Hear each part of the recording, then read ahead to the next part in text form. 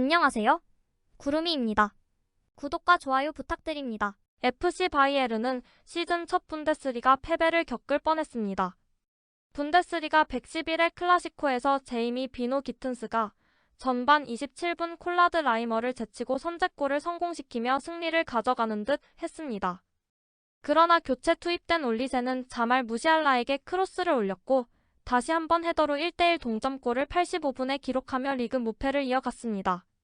경기를 보면 답답함을 많이 느꼈을 텐데 언론에서도 몇 가지를 지적했습니다. 볼과 게임 컨트롤이 없는 바이에른 측면에서 취약함, 기회 활용의 어려움, 텔과 사네의 기회 활용, 미드필더 고레츠카의 불명확성, 콤파니의 로테이션 등입니다. 더욱 아쉬운 점은 팔꿈치 가격으로 교체당한 김민재와 해리 케인의 근육 부상입니다. 33분에 허벅지를 부여잡은 케인은 이른 교체를 해야 했습니다. 케인은 경기 후 검사를 해봐야 알 것 같다고 했고 에벨과 콤파니 감독도 지켜봐야 한다고 했습니다. 케인은 허벅지에 이상이 있다는 것을 깨달았습니다. 예방 조치였죠.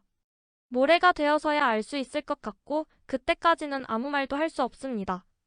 그렇게 나쁘지 않다고 하네요. 하지만 오늘 사진을 찍을 것입니다. 다음 경기는 알리안츠 아레나에서 전 시즌 우승팀 바이엘 레버쿠젠을 상대로 DFB컵 16강전을 치르게 됩니다. 소파스코어에 따르면 김민재는 80분을 소화하며 클리어링 3회, 슈팅 차단 1회, 가로채기 1회, 태클 3회, 경합 4회 중 3회 성공, 공중 경합 4회 중 2회 성공, 롱패스 4회 중 2회 성공, 패스 정확도는 88%로 80개 중 70개를 성공하며 터치 91회를 기록했습니다. 언론 평가를 보면 김민재는 준수한 평가를 받았지만 실점 상황에 대한 아쉬움에도 이름이 언급되었습니다. 바이에른 수비진의 약점을 드러낸 BVB. 바이에른이 실점하기 위해서는 제이미 기텐스의 페이스와 적절한 마무리만이 필요했습니다. 콜라드 라이머와 김민재 사이의 소통 부족에서 비롯된 실점입니다. 위험한 상황이 더 많았고 마르셀 사비처가 쉽게 BVB의 리드를 2배로 늘릴 수 있었습니다. 분데스리가 아인트라흐트 프랑크푸르트전 이후 처음으로 제대로 된 공격을 당한 바이에른은 골을 허용했습니다. 바이에른의 수비는 여전히 압박을 받으면 무너집니다. 올바른 방향으로 나아가고 있는 추세지만 오늘 경기는 수비진이 큰 경기를 치를 준비가 아직 되지 않았다는 것을 보여준 사례입니다. 오스트리아 선수는 현재 라이트백 포지션에서 왼발잡이 게레이로보다 우위를 점하고 있습니다. 하지만 바디트릭과 기텐스와의 스프린트 대결에서 패해 실점했습니다. 기라시가 왼쪽을 통해 페널티 지역으로 진입할 때도 문제가 있었습니다. 더 공격적이고 더 일관성 있게 개선돼야 합니다. 수비에서 믿을 수 있는 남자, 상대가 주로 세르주 기라시였기 때문에 더 많은 도전을 받았습니다. 경합에서 용감하고 빠르며 보통 헤딩에서 절대적인 우위를 점합니다. 믿을 수 있는 수비수입니다. 한국 선수는 이제 골도 넣을 수 있습니다. 그러나 김민재는 후반 2분경 긴박한 상황에서 한 번 골에 위협적으로 다가갔을 뿐 마무리를 망설였습니다. 감독은 더 많은 위험을 감수하면서 김민재를 교체했습니다. 빠른 속도로 롱패스를 가로채며 공격적인 전진으로 다시 한번 빛을 발했습니다. 그러나 때때로 용기를 잃었습니다. 김민재도 실점 전에 완벽한 경로를 선택하지 못했습니다. 슛을 몇 번 막아내고 경합에서 몇 번 승리했지만 빠른 BVB 공격을 상대로 간헐적으로 문제점을 드러내기도 했습니다. 그러나 이번에도 큰 실수는 없습니다. 최근 몇 주 동안의 좋은 활약을 이어가며 중원을 탄탄하게 지키는데 큰 역할을 하고 있습니다. 80분 후 부상으로 인해 전술적인 이유로 올리세와 교체되었습니다. 실점 상황에서 한국 선수는 라이머가 더 빨리 나갔다면 기텐스를 상대로 라이머를 지원할 수 있었을 것입니다. 김민재는 평소처럼 침착하게 경기에 임했습니다. 젊은 독일 선수의 또 다른 헤딩골. 이 선수는 오늘 밤 바이에른의 론스타였습니다. 그의 드리블은 종종 팀원들을 막은 엄청나게 단단한 도르트문트 유닛 때문에 실패한 공격으로 바뀌었습니다. 무시알라는 위협적인 도르트문트 팀을 지나 4번의 기회를 만들고 6번의 드리블을 한 바이에른 공격의 핵심이었습니다. 박스에서 마크를 받지 않았을 때 85분의 기회를 얻었고 정확한 헤딩으로 네트 모서리를 노려 도르트문트의 소나기에서 게임을 다시 빼앗았습니다. 보여준 성과를 고려하면 양측이 모두 만족할 수 있는 적절한 결과였습니다. 자말 무시알라는 힘든 경기였음을 인정했고 감독은 해리 케인 없는 경기를 준비해야 합니다. 김민재 선수는 이마에 스테이프를 박아야 했지만 다음 경기에 출전할 것이라 합니다. 우리는 전반전에 우리가 원하는 대로 플레이하지 않았다는 것을 알고 있었습니다. 우리는 후반전에 기회를 만들고 정신력을 보여주었습니다. 안타깝게도 오늘 승리하기에는 충분하지 않았지만 승점을 따는 것은 중요했습니다. 이제 레버쿠젠과의 경기를 기대합니다. 중요한 경기가 될 것이고 우리는 90분 동안 컨디션을 유지해야 합니다. 올리세의 좋은 크로스였고 저는 그것을 하단 코너로 잘 가져갔습니다. 저는 항상 그런 상황에서 박스 안에 있으려고 노력합니다. 정확한 기술이었기 때문에 대표팀에서 넣은 골보다 이 골이 더 자랑스럽습니다. 매우 기쁩니다. 우리는 아주 집중적으로 많이 이야기하고 있어요.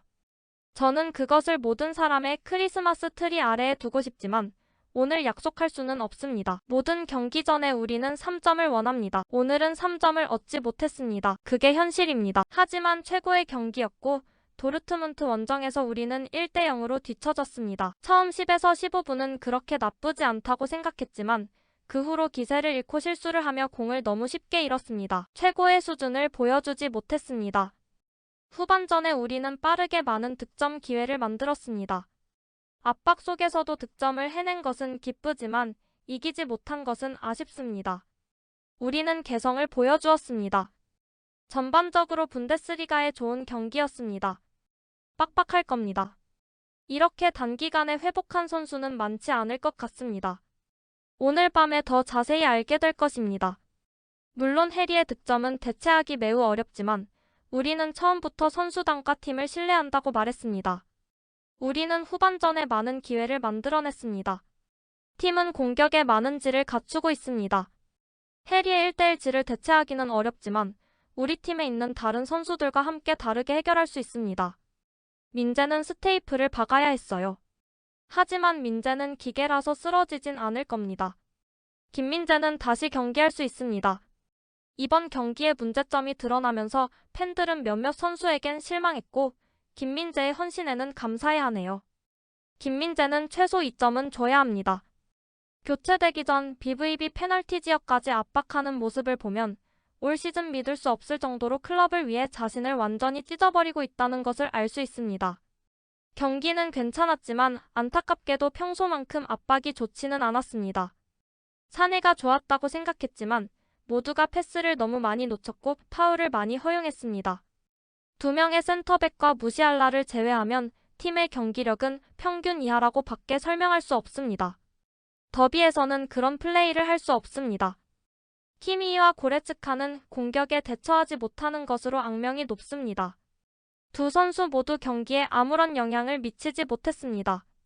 콤파니는 일찍 대응해서 라이머를 8번으로 이동시켰어야 했습니다. 저는 사내가 텔보다 더 나쁘다고 생각했지만 그건 제 개인적인 의견일 뿐입니다. 해리 케인을 잃은 후 저는 밀러 대신 올리세를 투입하고 텔을 왼쪽에서 9번으로 사내를 오른쪽에서 왼쪽으로 이동시켰을 것입니다. 개인적으로 밀러를 싫어하는 것은 아니지만 경기에도 아무런 영향을 미치지 못했습니다. 이란 쿤다가 팀에 있었으면 좋겠다는 생각이 들기 시작했어요. 도르트문트도 그렇게 나쁘지 않았습니다. 특히 수비에서. 팀에는 여전히 몇 가지 문제가 있습니다. 고레츠카와 사내는 늦어도 시즌이 끝날 때까지는 끝내야 합니다. 과장할 필요는 없습니다. 위대한 팀이 만들어지기까지 2년이 걸릴 때도 있습니다. 우리는 냉정하게 약점을 살펴보아야 합니다. 미드필더의 창의적인 선수가 무시알라뿐이고 케인이라는 최고 스트라이커가 한 명뿐입니다. 둘 다 막히면 창작 부문의 상황은 매우 빠르게 어두워집니다. 지난 경기는 결과는 좋았지만 오랜 시간 동안 창의적이지 않고 살이 찌는 음식이었음이 분명했습니다. 레버쿠젠은 좀 더 창의적으로 플레이하고 보니페이스와 함께 패트릭 시크라는 두 번째 탑 스트라이커를 보유하고 있습니다. 그리고 창의적으로 플레이하고 강한 상대와 맞서고 싶다면 선발 라인업에 고레츠카와 라이머를 두는 것도 좋은 생각이 아닙니다. 미드필더에서 공격수 중 한 명에게 공을 주고 득점을 지켜보고 기대하는 시스템은 수년간 사용되어 왔기 때문에 매우 제한적입니다. 팀 전체의 공격은 거의 없고 특히 무시알라에 대한 의존도는 엄청납니다. 풀릭 이후의 역습 상황에서도 박스 안에서 빠르고 정확한 패스 게임을 더 이상 할 수 없다는 게 놀랍습니다. 특히 미드필더와 사이드 수비가 기술적 요구를 충족하지 못한다는 사실은 공격적으로 큰 단점이 된다는 사실은 무시되고 있습니다. 일부 선수들은 속도 부족과 잘못된 패스로 인해 게임 구조를 엄청나게 방해하고 있습니다. 김민재가 우리를 위해 뛰고 있다는 사실에 매우 감사하고 있습니다. 김민재는 람이나 슈바인슈타이거 같은 클럽의 전설들에게서 볼 수 있는 헌신적인 모습을 보여줬어요. 김민재가 오랫동안 우리와 함께하길 바랍니다. 구독과 좋아요는 제작하는 데 큰 힘이 됩니다. 감사합니다. 다음에 또 보아요.